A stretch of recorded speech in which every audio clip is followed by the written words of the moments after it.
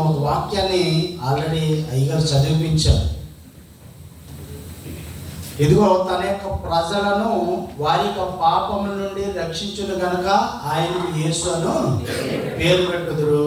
తర్వాత ఇదిగో కన్యక గర్భవతి కుమారుని కనును ఆయనకి ఇమ్మానుయేలు అని పేరు పెట్టకూడదని ప్రవక్త అనగా యెషయా ప్రవక్త చెప్పినటువంటి మాట నెరవేరిందని మత్తయి భక్తుడు ఆయన రాస్తున్నాడు. ఈ మత్తయి, మార్కు, లూకా, యోహాను వీరు ప్రత్యక్ష సాక్షులు, యేసు ప్రభు యొక్క ప్రత్యక్ష సాక్షులు.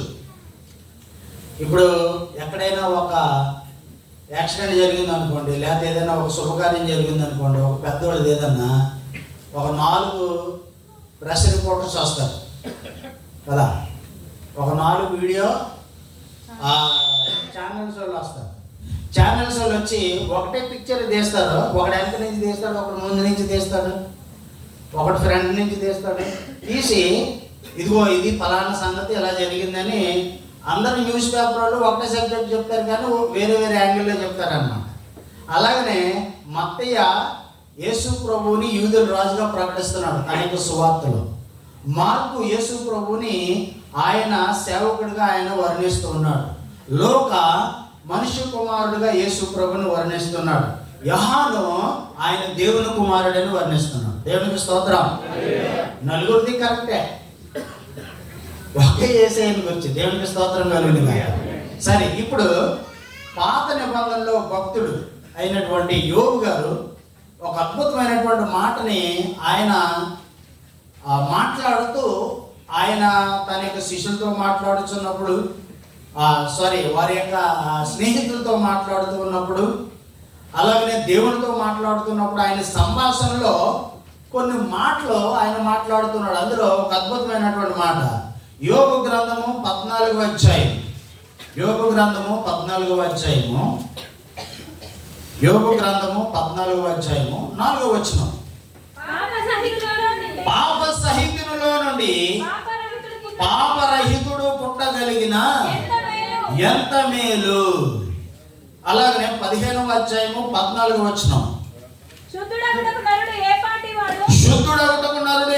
వాడు, నిర్దోషుడగుటకు స్త్రీకి పుట్టినవాడు ఏ పాటి వాడు. దేవునికి స్తోత్రం కలుగును గాక. పరిశుద్ధాత్మ దేవుడు మన మధ్యలో ఆయన యొక్క వాక్యాన్ని మనకి హెచ్చరించినట్లుగా అందరూ కూడా ప్రార్థనాపూర్వకంగా ఉండండి. 2 మాటలు అక్కడ మనం ధ్యానించబోతూ ఉన్నాం. మొదటిది, పాప సహితునిలో నుండి పాపరహితుడు పుట్టగలిగిన ఎంత మేలు అన్నప్పుడు, పాప సహితుడు అనగా పాపం జీవితాన్ని జీవిస్తున్నవాడు, పాపములో ఉన్నవాడు, పాపము చేస్తూ ఉన్నవాడు, పాపము చేసిన వాడు, పాపము కోపంలో పడినవాడు.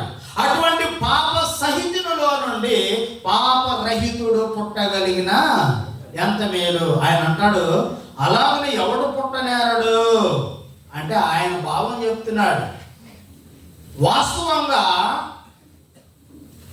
కాకరకాయ చెట్టుకి మామిడికాయ వస్తుందా? సరే, మీరు అప్పుడప్పుడు అంటారు, వాళ్ళకి ఏం తెలుసండి చిన్నపిల్లలు, దేవుని లాంటి వాళ్ళు దేవునితో సమానం అని అంటారు. ఓకే, ఇప్పుడు ఏనుగు పిల్లనేసింది అనుకోండి, ఈనింది అనుకోండి, ఏమంటారు? ఏనుగు పిల్ల. గాడి పిల్లనేసింది అనుకోండి, పిల్లని పెట్టింది అనుకోండి, ఏమంటారు? మరి మేక పిల్లని పెట్టింది అనుకోండి, దాన్ని ఏమంటారు? దావీదు మహారాజు ఏమంటున్నాడంటే 51వ కీర్తన 4వ వచనంలో, దేవా నేను పాపిని, నా తల్లి గర్భంలోనే నన్ను పాపముతో కన్నది కనుక నేను పుట్టినప్పటి నుంచి కూడా పాపనే. మరి పాపికి పుట్టిన వాళ్ళని ఏమన్నారు? ఇప్పుడు మేకనే మేక పిల్ల అంటున్నారు, గేదె పిల్ల అంటున్నారు, ఆవు పిల్ల అంటున్నారు, ఏనుగు పిల్ల అంటున్నారు. మనం ఎవరి పిల్లలు?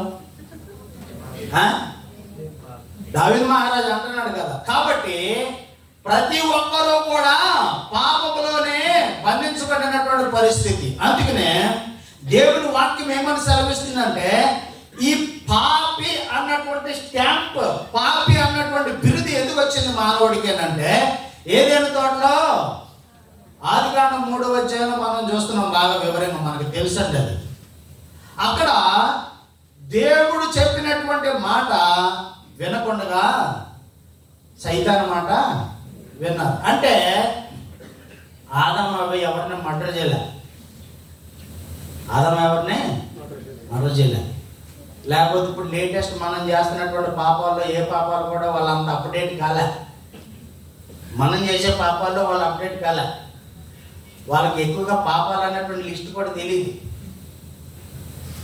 కానీ వాళ్ళు ఒకే ఒక పాపం చేశారు. ఏంటంటే అవిధేయత.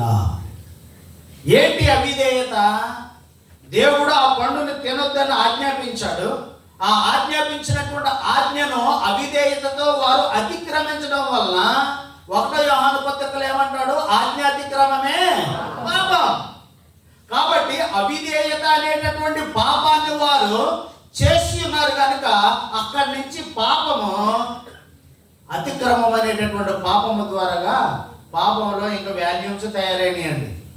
పాపంలో వాల్యూమ్స్ తయారైంది. అప్పుడప్పుడు మనం సూపర్ మార్కెట్కి వెళ్ళినప్పుడు చైనా కోడి, పాకిస్తాన్ కోడి అని ఉంటాయి చూసారా?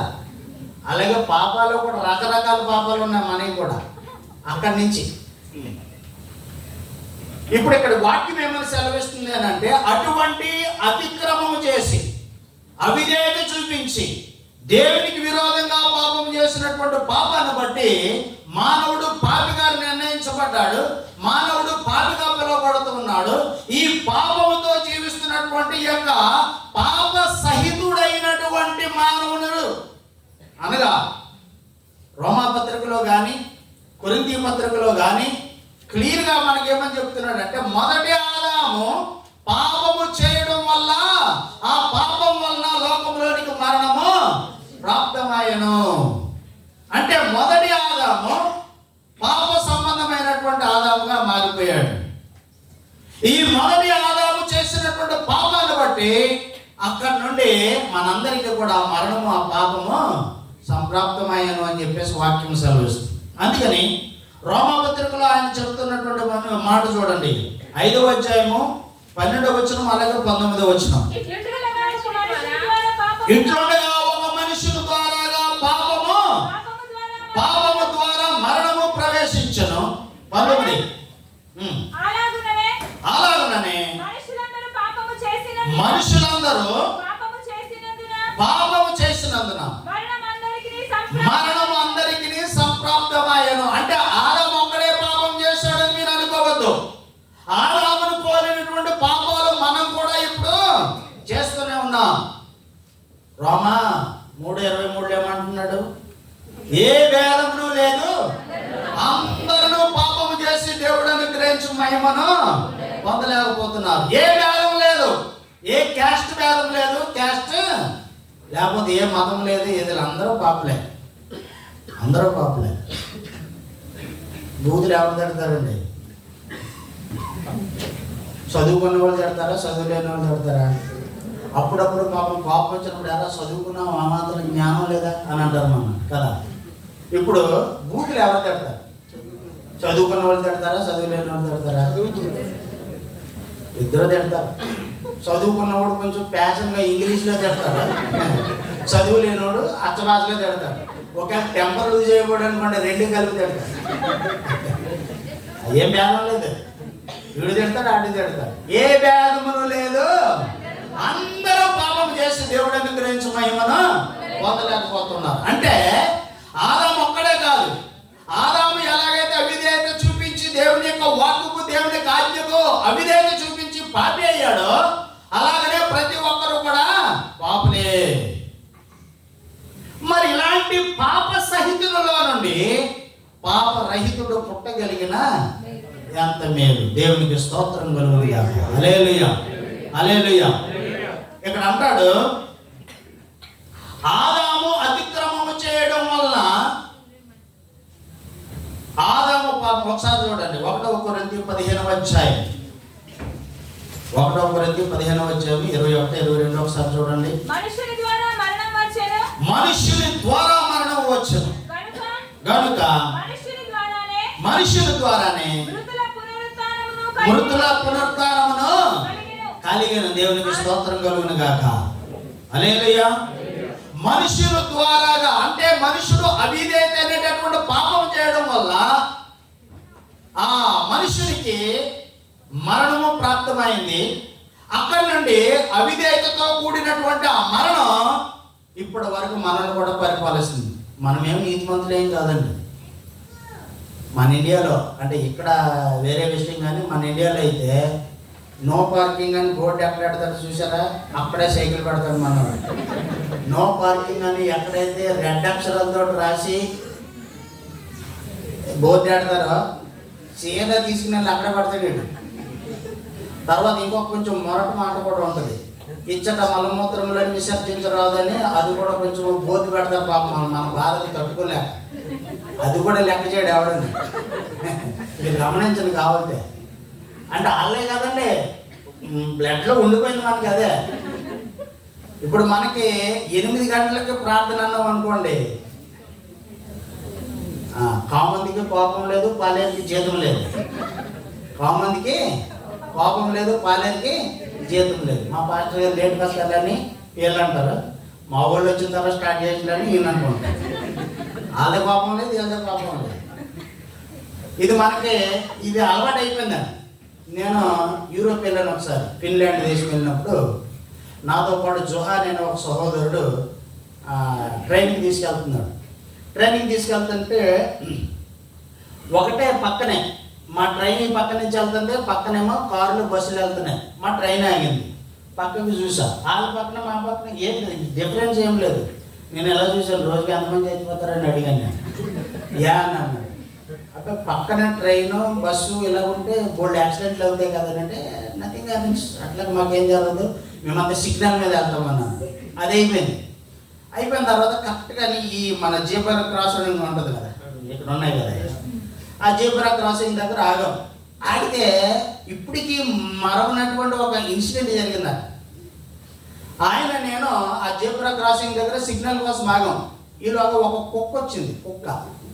కుక్క మనిషి కాదు, కుక్క వచ్చి మా పక్కన నిలబడి అది కూడా సిగ్నల్ కోసం చూస్తుంది. నేను ఆ పక్క కుక్కకి కూడా సిగ్నల్ గురించి ఎంత నాణ్యత ఉందని అన్న తర్వాత అలాగే చూసాను అనమాట. అది సిగ్నల్ అలాగే చూస్తుంది, గ్రీన్ ఎప్పుడు పడుతుంది. గ్రీన్ పట్టదండి, వెంటనే తాపు పుచ్చుకుని వెళ్ళిపోతుంది. నాకు ఒక 10 to 15 minutes బ్రెయిన్ పనిచేయలే. అంటే అది బ్లాక్ అయిపోయింది. అంటే నాది ఆలోచన ఏంటంటే, మన ఇండియాలో మనుషులే సిగ్నల్ ఫాలో అవ్వట్లేదు, ఇక్కడ కుక్క సిగ్నల్ ఫాలో అవుతుంది కదా అని బ్రెయిన్ బ్లాక్ అయిపోయింది అనమాట నాకు. అప్పుడు నేను అలా ఆలోచించుకుంటుంటే వాట్ ఆర్ యూ థింకింగ్ అని అడిగాడు ఆయన. అవి ఏం లేదులే అని అన్నా. ఎందుకు ఏం ప్రాబ్లం అని అన్నాడు. అవి ఏం లేదని అన్నా. ఎందుకు అలా ఉన్నావు అని అంటే, అబ్బాయి లేదు, మీ కంట్రీలో కుక్కలు కూడా సిగ్నల్ ఫాలో అవుతున్నాయి కదా అన్నాను. కామన్ యానిమల్స్ కూడా మా జంతువులకి అలాగా ట్రైనింగ్ ఉంది అన్నాను. మా జంతువులకి మేము అలా ట్రైనింగ్ ఇచ్చి ఉంటామో, మేము వెళ్ళేటప్పుడు కూడా మార్కెట్కి వెళ్ళేటప్పుడు వచ్చేటప్పుడు అనుకున్నాయి కరెక్ట్గా ఫాలో అయితే మా కుక్కలు అట్లా ఏం చేయమన్నాను. అంటే మన ఇండియాలో ఉన్నటువంటి మరి ఇంక మాట అంటే బాగోదు కదా, మళ్ళీ మన మర్యాద. అందుకని ఏంటంటే కొంచెం ఆలోచించండి. ఆ యొక్క మాట, దేవుడు చెప్పినటువంటి మాట వినకపోవడం వల్ల ఎంత నష్టం జరిగింది. అక్కడి నుంచి పట్టుకుంది, అక్కడి నుంచి పట్టుకుని ఇప్పటి వరకు మనల్ని ఎండబడుతుంది. అందుకనే ఇటువంటి పాప సహితుల్లో నుండి పాపరహితుడు పుడితే ఎలా ఉంటుంది అని ఆయన ఆశించాడు. ఆశించి ఆయన ప్రార్థన చేస్తూ ఉండొచ్చు. బహుశా ఆ ప్రార్థనకి దేవుడు సహాయం చేశాడు. దేవునికి స్తోత్రం కలుగును. హల్లెలూయా, హల్లెలూయా. చూడండి, ఇప్పుడు మన ప్రభు అనేటువంటి యేసుక్రీస్తు యొక్క లోకమునకు ఎందుకు వచ్చాడు? ఇందాక అమ్మగారు ప్రార్థన చేస్తూ ఒక మాట అన్నారు. లోకాసు వార్త 19:10 ఏమన్నాడు? నశించిన దానిని వెలికి రక్షించుటకు మనుష్య కుమారుడి యొక్క లోకమునకు వచ్చి ఉన్నాడు. దేవునికి స్తోత్రం కలుగును గాక. అలాగనే భక్తుడైనటువంటి పౌలు గారు తిమోతికి రాస్తున్నటువంటి పత్రికలు అంటాడు, పాపులను రక్షించుటకు క్రీస్తు యేసు లోకమునకు వచ్చెను. ఇందాక మనం చదువుకున్నటువంటి వాక్య భాగాన్ని మనం గమనిస్తే, ఆయన తన ప్రజలను తమ పాపముల నుండి విడిపించును గనుక ఆయనకు యేసు అని పేరు పెట్టబడును. దేవునికి స్తోత్రం కలుగును గాక.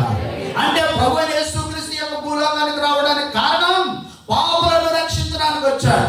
ప్రభువైన యేసుక్రీస్తు యొక్క భూలోకానికి రావడానికి కారణం తన యొక్క ప్రజలు నశించుకోవచ్చున్నటువంటి ప్రజలను మరణం నుండి, శాపం నుంచి, పాపం నుంచి విడిపించడానికి ఆయన ఈ లోకానికి వచ్చాడు. అందుకనే భక్తుడు అన్నాడు, అయ్యా ఆదాము మొదలుకొని యొక్క పాపం మమ్మల్ని ఏలుతూ ఉంది. ఇటువంటి పాప మరణ నియమం నుండి విడిపించడానికి ఎవరైనా ఒక పరిశుద్ధుడు జన్మిస్తాడా? ఒకవేళ అలా పాపరహితుడు జన్మించినట్లయితే ఎంత గొప్ప ఆశ్చర్యం, ఎంత గొప్ప ఆశీర్వాదం అని అన్నప్పుడు, ఇదిగో అనేక వేల సంవత్సరాల తర్వాత ఒక పురుషుడు యొక్క భూలోకానికి వచ్చాడు. దేవునికి స్తోత్రం కలుగును గాక. యేసు ప్రభువుని గురించి భక్తుడు అంటాడు, ఆయన యేసు ప్రభువే డైరెక్ట్గా అంటాడు. యోహాను సువార్త 8:46 ఒకసారి చూడండి. నాలో పాపం ఉన్నదని మీలో ఎవరైనా నిరూపించగలరా? Can anyone find there is a sin in me? Jesus himself says that, is there anyone that who can find a sin in me and can you confirm it? There is no sin in Jesus Christ. And Jesus has come to this world to save the sinners. He came to seek and save the sinners. And the Lord Jesus Christ has paid the price on the cross of Calvary for you and me. యేసు క్రీస్తు నశించిన దానిని వెనక్కి రక్షించడానికి వచ్చాడు. ఒకవేళ మన ఇంట్లో మన పిల్లలు కనిపించకపోతే, స్కూల్కి వెళ్ళిన వారు రాకపోతే అక్కపక్క వారిని అడుగుతాం, అయ్యా మా పిల్లలు కనిపించారని.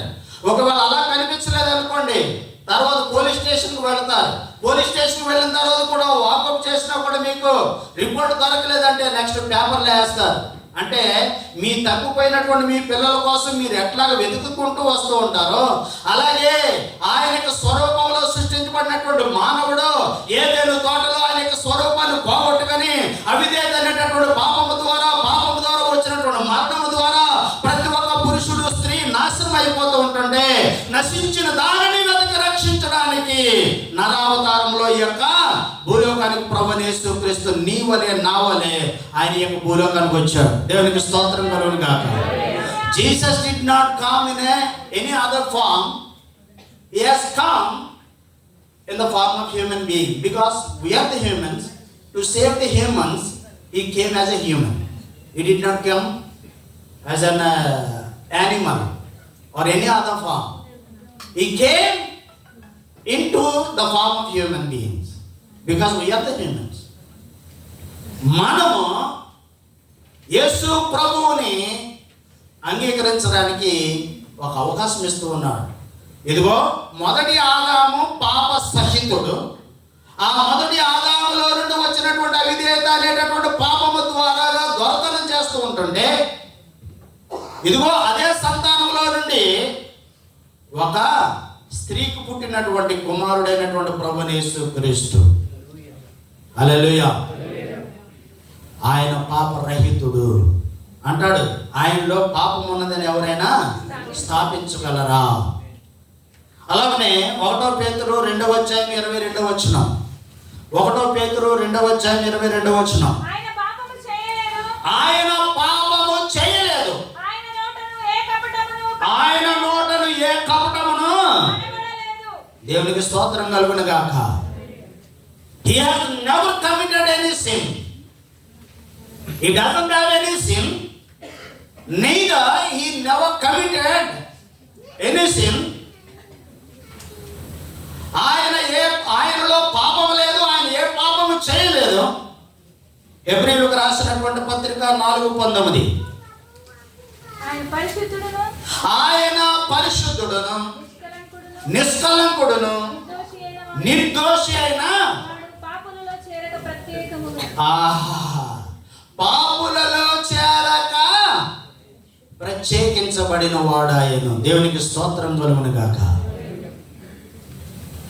ఇటువంటి పాపరహితుడు కన్య మరియ గర్భంలో పుట్టడానికి వచ్చాడు. దేవునికి స్తోత్రం. హల్లెలూయా. పాతకాలంలో ఇప్పటికే కూడా చాలామంది అందరూ దేవుళ్ళు అయిపోవాలని చాలా ఆశ కలిగి ఉన్నారు కదా. దేవుళ్ళు అంటాడండి మనిషి అని అంటే ఎంత ఉప్పొంగిపోతారో. మానవులందరూ కూడా దేవుళ్ళు అవ్వాలని చూస్తున్నారు. ఆదాము అవ్వను కూడా అలాగే భ్రమ పెట్టాడు వాడు. మీరు ఈ పండు తిన్నట్లయితే మీరు దేవునిలాగా అయిపోతారు అని అన్నాడు. కలికి భగవాన్, కలకా భగవాన్, ఆచికా భగవాన్. కలికి భగవాన్, కలకా భగవాన్, తుమిచి ఆచికా భగవాన్. ఈరోజు మీరే ఆచికా భగవాన్ అని వాళ్ళు భ్రమ పెట్టేటప్పటికి లేదో అనుకున్నారు. ఆల్రెడీ వాళ్ళు దేవుని స్వరూపంలోనే ఉన్నారు. ఉండి కూడా వీడు పెట్టినటువంటి భ్రమకే వాళ్ళు మోసపోయారు. దేవుడు ఏమన్నాడంటే, మీరు నా వలే అవ్వాలని ప్రయత్నం చేస్తున్నారు కదా, మీ వల్ల కాలేదు. నేనే మీలాగా అయ్యి మీ కొరకు ప్రాణం పెట్టడానికి వస్తాను. దేవునికి స్తోత్రం కలుగునుగా. అది ఎలా వస్తాను? పరిశుద్ధుడుగా. యేసు ప్రభువు ఎలా రాబోతూ ఉన్నాడో ఆదికాండం 3:15లో ముందుగానే దేవుడు వాగ్దానం చేశాడు, సాతాన్ని హెచ్చరించాడు. ఆయన స్త్రీ సంతానముగా వస్తాడు అని అన్నాడు. అదే మాట గలతీ పత్రిక 4:4 అంటాడు, కాలము సంపూర్ణమైనప్పుడు ఆయన స్త్రీ సంతానముగా ఈ భూలోకంలోకి వచ్చి ఉన్నాడు. దేవునికి స్తోత్రం కలుగునుగాక. తరువాత ఆయన ఎలా రాబోతూ ఉన్నాడని యేసు ప్రభు పుట్టక మునిపే 700 సంవత్సరాలకు ముందుగానే భక్తుడైనటువంటి యెషయా గారు ప్రవచించాడు. ఆయన ప్రకటించబడ్డాడు, రెండోది ప్రవచించబడ్డాడు, మూడవది ప్రత్యక్షమయ్యాడు. అపవాది క్రియలను లయపరచుటకే మనుష్య కుమారుడు అనగా యేసు క్రీస్తు ప్రత్యక్షమయ్యను. Is been manifested to the world to save the sinners and also to destroy the works of the devil. హల్లెలూయా. సాతాను యొక్క క్రియలేంటి? యోహాను సువార్త 10:10 ఏమంటాడు? దొంగతనం చేయడానికి, హత్య చేయడానికి, నాశనం చేయడానికి వచ్చును. దొంగతనం చేయడానికి, హత్య చేయడానికి, నాశనం చేయడానికి వస్తాడంట. నేనైతే జీవం ఇవ్వడానికి, ఆ జీవము సమృద్ధిగా ఇవ్వడానికి వచ్చానని అంటున్నాడు. అపవాది క్రియలు ఏంటి అని అంటే దొంగతనం చేయడం, నాశనం చేయడం వాని యొక్క క్రియలు అయితే, యేసు ప్రభు అయితే జీవం ఇవ్వడానికి, ఆ జీవము సమృద్ధిగా ఇవ్వడానికి వచ్చాడంట. ఒక 50 సంవత్సరాల క్రితం, ఒక 50 years బ్యాక్, గ్రామ్ఫోన్ రికార్డులు ఉండే. గ్రామ్ఫోన్ రికార్డు ఇంత పెద్ద ప్లేట్, దాని మీద ఒక కాడ పెట్టేవారు అనమాట. అది తిరుగుతూ ఉండేది. అది ఏమన్నా దానికి మళ్ళీ ఒకటి చావి ఇవ్వాలి. అది అయిన తర్వాత అందులో 6 పాటలే, 6 లేకపోతే మ్యాక్సిమం 8 పాటలే ఉంటాయి. అది అయిన తర్వాత దాన్ని కొంచెం మోడిఫికేషన్ చేసి దాన్ని మోటార్ తగిలించారు. దాన్ని వీడు తిప్పకుండా. మళ్ళీ అది అయిపోయిన తర్వాత క్యాసెట్లు వచ్చినాయి, టేప్ క్యాసెట్. ఆ క్యాసెట్లు అయిన తర్వాత ఒక 30-40 పాటలు కలిపి ఒక సీడీ వచ్చేటట్టుగా సీడీ చేశారు. మళ్ళీ ఒక 10 సీడీలు పట్టేటట్టుగా DVD చేశారు. ఆ DVD అయిపోయిన తర్వాత పెన్ డ్రైవ్ చేశారు. ఆ పెన్ డ్రైవ్ అయిన తర్వాత చింపు. అంటే అంత పెద్ద ప్లేటు ఇంత చిన్న చింపులో ఒక 1000 పాటలైనా పడతాయి. మీకు చెప్తున్నా చూడండి, సైన్స్లో ఈ సూర్యుడు ఉన్నాడు కదా, సూర్యుడిలో 13 లక్షల భూములు పడతాయంట. ఒక్క సూర్యునిలోనే ఒక తబేలా టైపు పెడితే, సూర్యుడిని పెట్టి అందులో ఈ భూగోళం ఉన్నది కదా, ఈ భూగోళాలన్నీ గోళికాయలు వేసినట్టుగా వేస్తే 13 లక్షలు పడతాయంట ఒక సూర్యునిలోనే. అంటే ఇంకా దేవుడు ఎంత గొప్పడో ఒకసారి ఆలోచించండి. అంత పెద్ద దేవుడు నీ కోసం, నా కోసం కన్వర్ట్ అయ్యి అంత పెద్ద గ్రామ్ఫోన్ ఇంత చిన్న మెమొరీ కార్డ్ టైప్ ఎట్లా వచ్చాడు చూసారా? అట్లాగా నీ కోసం, నా కోసం, నువ్వు ఎలా ఉన్నావో నేను ఎలా ఉన్నానో అలాగే మన కొరకు ఆయన మనిషి అవతారంలో ఈ యొక్క భూమి మీదకి వచ్చి ఆయన పాపరహితుడిగా జీవించాడు. పాపరహితుడిగా పుట్టాడు, పాపరహితుడిగా జీవించాడు, పాపరహితుడిగా ప్రాణం పెట్టాడు, పాపరహితుడిగా సమాధి నుండి తిరిగి లేచాడు. దేవునికి స్తోత్రం కలుగునుగా. హల్లెలూయా, హల్లెలూయా.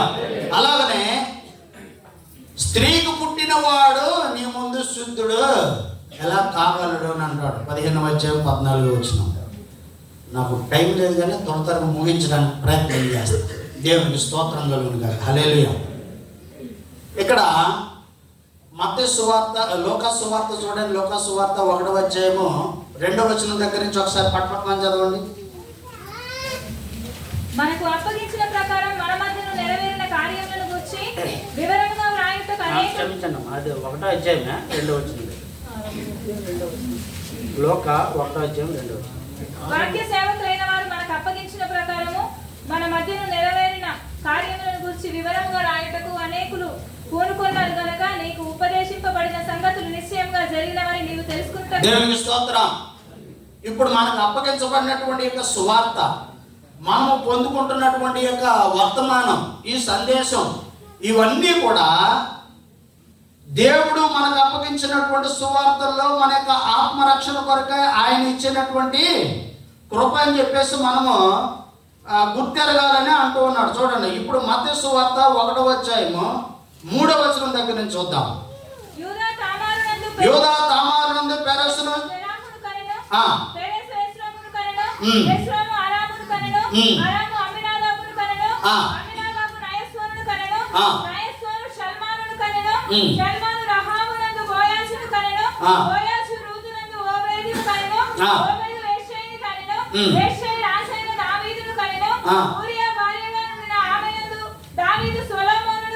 దేవునికి స్తోత్రం. చాలా ఇక్కడ ఎంతమంది ఉన్నారు తెలుసండి? 4 ఉన్నారు. అవ్వతోటి పట్టుకుంటే 5 మంది అవుతారు అనుకోండి, కానీ అవ్వ జాబితా ఇక్కడ లేదు. ఎందుకంటే అబ్రహాం గారి నుంచి మొదలు పెట్టాడు సువార్త. ఇక్కడ తామారు తర్వాత రహాబు తర్వాత రూతు తర్వాత బెత్షెబా. ఈ తామారు, ఆమె గురించి మనం చదివితే ఆదికాండము 38వ అధ్యాయం 1 నుంచి 30 వచనాలు మనం చూస్తే, ఆమె తామారు యోదా యొక్క కోడలు. ఈ యోదా అబ్రహాముకి మనమడు. ఈయనకి 3 కుమారులు ఉన్నారు. మొదటి కుమారుడు చనిపోయాడు, 2వ కుమారుడు చనిపోయాడు. అప్పుడు ధర్మం ఎలా ఉందంటే, పెద్ద కుమారుడు చనిపోతే చిన్న కుమారుడు మరిది ధర్మాన్ని జరిగించి తన యొక్క అన్న భార్యకు సంతానం కలిగజేయాలని ఒక సిస్టమ్ ఉండేది. మొదటి కుమారుడు దుర్మార్గుడైనందున యెహోవా వారిని మొత్తాడు. 2వ వాడు కూడా అలాగే చనిపోయాడు. ఇప్పుడు డౌట్ ఎవరికి వచ్చింది అని అంటే, మామగారికి డౌట్ వచ్చింది. మామకి, మా కోడలు ఐరన్ లెగ్ ఫస్ట్ రోడ్ లేచిపోయాడు, సెకండ్ రోడ్ లేచిపోయాడు, ఈ లెగ్గ కరెక్ట్ లేదు మా ఇంట్లోని. కాబట్టి 3వ కొడుకుని ఇచ్చేదొద్దని చెప్పేసి మనోడు కొంచెం క్విక్గా పనిచేసి అతను పెద్దవాడైనా కూడా మామ పట్టించుకోవట్లేదని తామారు తెలుసుకొని మా వాడికి మంచి లెసన్ నేర్పించాలి మా మామకి అని చెప్పి, ఒక రోజున మనోడు ఎక్కడ ఊరికి వెళ్తూ ఉంటుంటే ఈమె కొంచెం షటప్ మార్చి సివిల్ డ్రెస్లోకి వెళ్ళి ఆమె ఆయనతో పాపం చేసింది, వ్యభిచారం చేసింది. వ్యభిచారం చేయడం వల్ల పుట్టినవాడు జరహు, అలాగే పెరెసు. సరే, ఇప్పుడు ఆమె యొక్క క్యారెక్టర్ గురించి చూస్తే అలా ఉంది. రెండవది రాహాబు. ఇశ్రాయేలీయులు 430 సంవత్సరాల తర్వాత వారు వెనక్కి వచ్చి వారు యెరూషలేముకు లేక కానాను దేశాన్ని వారు సమీపిస్తూ ఉంటుండగా, యెరికో పట్టణస్థులు వారికి వ్యతిరేకంగా వచ్చినందున వారిని జయించడానికి అక్కడికి వెళుతూ ఉన్నప్పుడు ఈ ఇశ్రాయేలు ప్రజలకి దేవుడు ఎటువంటి సహాయం చేస్తున్నాడో అవన్నీ కూడా విని అక్కడ భయపడి ఒక స్త్రీ, రాహాబ్ అనేటటువంటి స్త్రీ, సార్ మీ దేవుడు నిజమైన దేవుడు, మీ దేవుని యొక్క మాట అంటే మాట ఆయన అబ్రహాముకు సెలవిచ్చినట్లుగా 430 సంవత్సరాల తర్వాత మీ దేవుడు మీ ప్రజలను తీసుకుని వస్తున్నాడు. మరి మీరు మా ఊరు వస్తున్నారు, మా పట్టణానికి వస్తున్నారు. ఒకవేళ మా పట్టణాన్ని నాశనం చేసేటప్పుడు మమ్మల్ని ఏమి చేయబోకండి అయ్యా, శరణం కోరి కావాలంటే మీకు చిన్న హెల్ప్ చేస్తాను, మీరు ఎక్కడే ఉండండి, దాక్కోండి, మా ఊరంతా చూసుకోండి, కానీ మా మా మా పట్టణాన్ని మీరు యుద్ధం చేస్తున్నప్పుడు మా యొక్క కుటుంబాన్ని మాత్రమా జ్ఞాపకం చేసుకోండి అని రిక్వెస్ట్ చేసింది. రిక్వెస్ట్ చేసేటప్పటికి సరే అలాగైతే మీ ఇంటికి ఒక గుర్తు వేసుకోండి అని చెప్పేసి ఆయన చెప్పడంతో ఆ యొక్క గుర్తుల ప్రకారంగా ఆ యొక్క కుటుంబం రక్షించబడ్డది.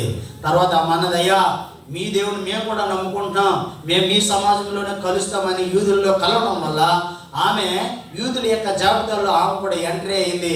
ఆమె ఆధార్ కార్డు చేంజ్ అయిపోయింది. దేవునికి స్తోత్రం కలుగుతుంది. హల్లెలూయా, హల్లెలూయా. సరే, కానీ ఆమె వృత్తిరీత్యా ఆమె ఒక వ్యభిచారట, లేకపోతే వేశ్య. ఓకే, మూడో వ్యక్తి రూతు. రూతు యొక్క పుట్టుపూర్వోత్తరాలు ఒకసారి మనం చూస్తే ఆదికాండం 19వ అధ్యాయం 29 నుంచి 38. ఆదికాండం 19:29 నుంచి 38 వరకు మనం చూస్తే ఆ రూతు యొక్క వంశస్థులైనటువంటి అమ్మోనీయులు, మోయాబీయులు, అంటే వారి తండ్రికి సొదొమ గొమొర్రా పట్టణాన్ని కాల్చివేస్తున్నప్పుడు దేవుడు ఇక్కడి నుంచి పారిపోండి అని చెప్పినప్పుడు వారు పారిపోతున్నటువంటి సమయంలో వారి యొక్క తల్లి అనగా లోతు భార్య దేవుని మాటకి లోగడకుండా వెనక్కి తిరిగి చూడటం వల్ల ఉప్పు స్తంభం అయిపోయిన తర్వాత ఇద్దరు కుమార్తెలు ఈయన వెళ్ళిపోయిన తర్వాత అక్కడ వారు ఈ లోక ధర్మం చెప్పిన మనకు పురుషులు ఎవరు లేరు కదా, మన సంతానం మనం ఇలాగ నాశనం అయిపోతామేమో, మనం ఏదైనా సంతానాన్ని పుట్టించుకోవాలనే తండ్రికే ద్రాక్షారసం పోసి తండ్రితో వారు సైనించి పుట్టించుకున్నటువంటి సంతానం అమ్మోనీయులు, మోయాబీయులు. ఇప్పుడు వారి చరిత్ర ఎలా ఉంది? అందులో నుంచి వచ్చినటువంటి అమ్మోనీయులు, మోయాబీయులు వంశంలో వచ్చినటువంటి మోయాబీయురాలైనటువంటి రూతు అన్యురాలు. తర్వాత దావీదు మహారాజు 2వ సమూయేలు గ్రంథము 11వ అధ్యాయము 12వ అధ్యాయం మనం చూస్తే దావీదు మహారాజు అక్కడ పాపం చేసినందున ఆ పాపాన్ని కవర్ చేసుకోవడానికి ఏదో ప్రయత్నం చేసి అందులో కూడా ఫెయిల్ అయినప్పుడు దేవుడు నాతాను ప్రవక్తను పంపించి అతనికి బుద్ధి చెప్పి అతన్ని హెచ్చరించాడు. అయితే అక్కడ తనకు పుట్టినటువంటి కుమారుడు చనిపోవడం వల్ల తర్వాత దేవుడు అన్నాడు, ఇదిగో నేను నీకు ఇంకొక కుమారుని ఇస్తాను. బెత్షెబా ద్వారాగా, ఉరియా భార్య అయినటువంటి బెత్షెబా ద్వారాగా ఆమె కుమారుడు యెదీద్యా అని పిలువబడతాడు, సొలొమోను. అతని ద్వారాగా నా యొక్క రాజ్య సింహాసనం స్థిరపరుస్తాను అన్నాడు. చూడండి, మొట్టమొదటిగా చూస్తే తామారు ఒక వ్యభిచారి, రాహాబు వేశ్య, తర్వాత రూతు వ్యభిచార సంతాన వంశంలో నుండి పుట్టినటువంటి కుమార్తె స్త్రీ, అలాగనే ఆమె అన్యురాలు. 4వది బెత్షెబా, అది కూడా వ్యభిచారం ద్వారాగానే వారు జీవించినటువంటి వ్యక్తులు. ఇటువంటి అపరిశుద్ధులైనటువంటి స్త్రీ జాబితాలో నుండి శుద్ధుడు పుట్టడం ఏమాత్రమైనా సాధ్యమా? ఇప్పుడు కొత్తగా ఒక పాట వచ్చింది, ఏమైనా చేయగలవు మార్చగలవు. ఈ నలుగురి చరిత్ర కథ ఎలా ఉంది? ఈ నలుగురి కథ ఎలా ఉందండి? దేవుడు అనుకుంటే కథ మార్చేస్తాడు. దేవుని స్తోత్రం. హల్లెలూయా, హల్లెలూయా. వ్యభిచారంలో పట్టుబడినటువంటి స్త్రీని అందరూ రాళ్ళతో కొట్టాలని వారందరూ కూడా ప్రయత్నం చేస్తున్నప్పుడు యేసు ప్రభు దగ్గర కనిపించి, ఎక్స్క్యూజ్ మీ, నువ్వేమంటావు అన్నారు. అనేటప్పటికి మీలో అస్సలు ఎప్పుడు ఎన్నడు ఎవడో పాపం చేయలేనివాడు ఎవడో మొట్టమొదటిగా రాయి వేయని అన్నప్పుడు ఆ రాయి వేయడానికి ప్రయత్నం చేస్తున్నప్పుడు LK scanning report, city scanning, MRI మొత్తం అంతా కనిపించేటప్పుడు అందరూ రాళ్ళ కింద పడేసిపోయారు. అప్పుడు అన్నాడు యేసు ప్రభు, అమ్మా వాళ్ళు ఎవరో నీకేమీ చేయలేదా అని అన్నప్పుడు, అయ్యా వారు నాకు ఎవరో చేయలేదు నాయన, ఏం అనలేదు నాయన, కొట్టలేదు నాయన అంటే, అమ్మ నేను కూడా నిన్నేం కొట్టనురా, నేనేమి తిట్టన్నానా, నువ్వేమి మీద ఆ పాపమా. ఎంత మంచి మాట, ఎంత ప్రేమ కలిగినటువంటి మాట. ప్రియ దేవుని బిడ్డ, ఈ రాత్రికాల సమయంలో నువ్వు ఎటువంటి పాపంలో ఉన్నా, నీ బ్యాక్గ్రౌండ్ ఏదున్నా, నీ క్యారెక్టర్ ఏదున్నా దేవుడు అనుకుంటే మార్చగలడు.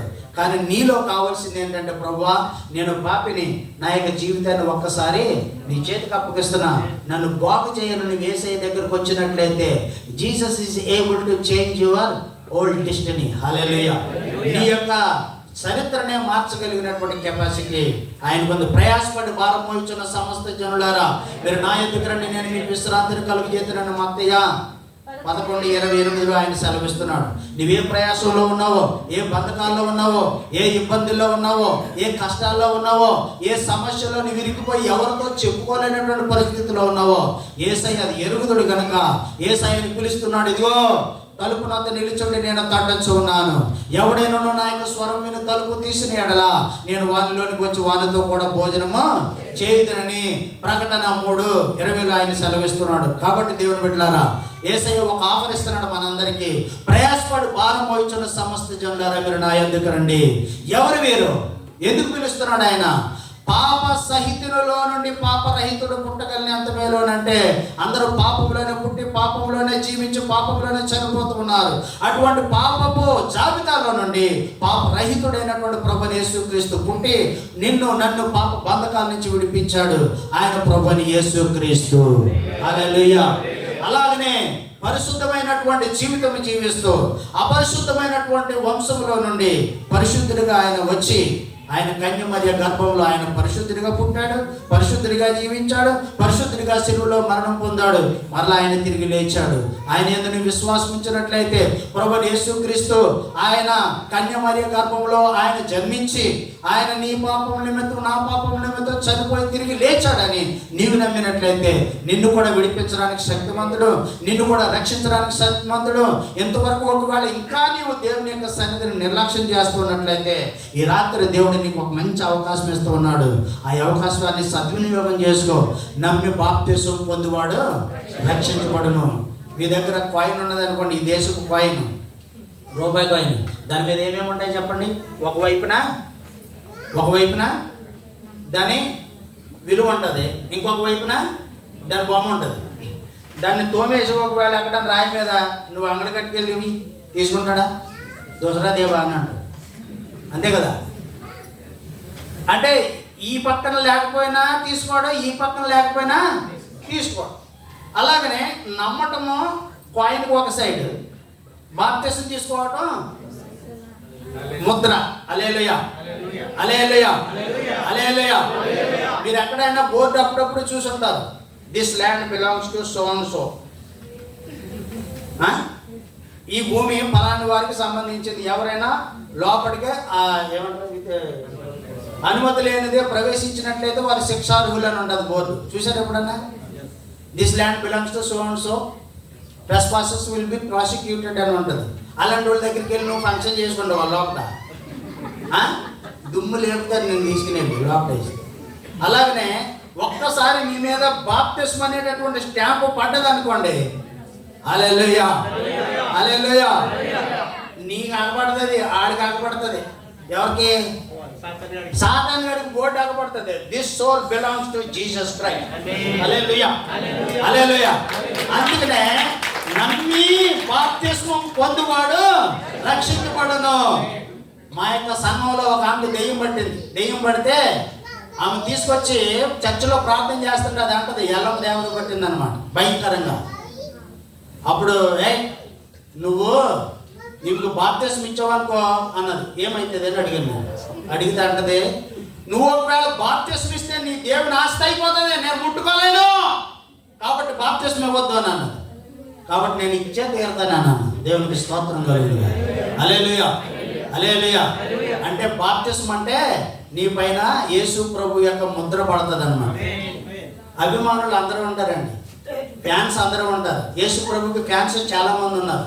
కానీ నువ్వు రక్షణ పొందాలంటే నమ్మి బాప్తిస్మం పొందాలి. కాబట్టి పాప సహితుడైనటువంటి ఆదాములో నుండి పాపరహితుడైనటువంటి క్రీస్తు పుట్టి నీ కొరకు నా కొరకు ప్రాణం పెట్టాడు. ఆయన యందు విశ్వాసం ఉంచి నమ్మి బాప్తిస్మం పొందినట్లయితే నువ్వు రక్షించబడతావు. నీ యొక్క కుటుంబానికే కాపుదల, నీ యొక్క కుటుంబానికి, నీ యొక్క భార్య పిల్లలకి, నీ యొక్క భర్తకు, నీ యొక్క పిల్లలకు, ప్రతి ఒక్కరికి ఆయన భద్రత ఉంటుంది. ఈ యొక్క మాటల చేత ప్రతి ఒక్కరూ బలపరచబడి, ఒకవేళ ఇంకా ఎవరైనా రక్షణ లేని వారు ఉంటే సిద్ధపడి రక్షణ పొందడానికి సిద్ధపడండి. దేవుడు మిమ్మల్ని దీవించను గాక, ఈ వాక్యం ఆశీర్వదించను గాక. God bless you all. Praise the Lord. మరొకసారి wish you happy Christmas. Amen. Hallelujah. అయ్యగారికి వందనాలు.